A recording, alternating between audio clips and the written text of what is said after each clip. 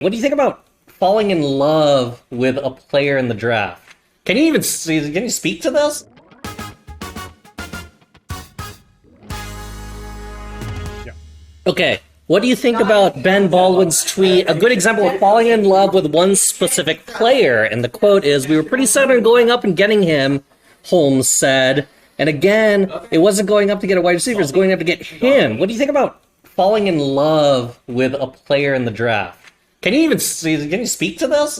Yeah, I mean, all right, so when teams tell you they draft the best player available, it's certainly sort of that, but it's not really that. So, if you have, say, 5 players that are basically all in the same grade level, but you need a wide receiver, even if there's 2 players, quote unquote, ahead of them, but they're all basically the same grade level, you're going to draft a wide receiver. So it's not so much falling in love with the player as it is, yes, if you have that player rated and there's certainly a gap between everyone else who's left on your board, maybe you do trade up to grab a player where there's been a gap between that player and the next graded players. But if all the players are kind of together, then it wouldn't make sense to trade up. So it's not so much falling in love with a player.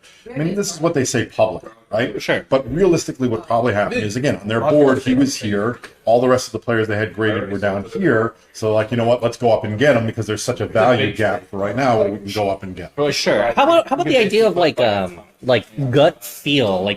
Gut feel for scouts is so strong. How does that weigh against what? All right. So players get 2 kinds of grades.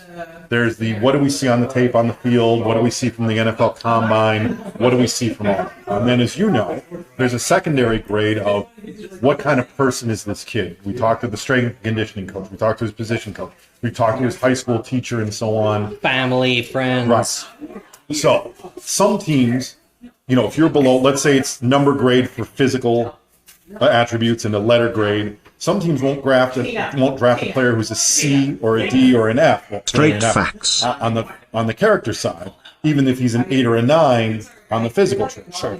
So when you talk about scouts, they call it standing on the table for the guy. You get up and stand on the table for him. Yes, I mean, that does happen. But the reason the teams do their boards is so that on draft day you don't get swept up in that emotion. Now, again, you come down to a group of 4 players that are left, they're all bunched together, and it's the 6th round, of the NFL draft, because that's basically near the end of the draft, and you get to the 6th round, then they'll go all right, scout who covers the Midwest, because this player played in the Midwest. Tell me again why we need this kid, and scout who covered the Southwest, because the other kids in the Southwest, then some of that will go on in the 6th, 7th round. But, when that top 100 and whatever players on their board, they're mostly sticking to what they've already done, except for, of course, the final grade that can nix everything is medical. And a lot of people don't realize the actual original intent of the NFL Combine was medical, not running the 40 and all that. That's right. Well, thank you, Ian. Sure. It's okay. Welcome back, Sympathy. XQCL. Is this guy a data analyst too? This guy a data analyst, dude. Well, he is. We were in a competition with the Nick and I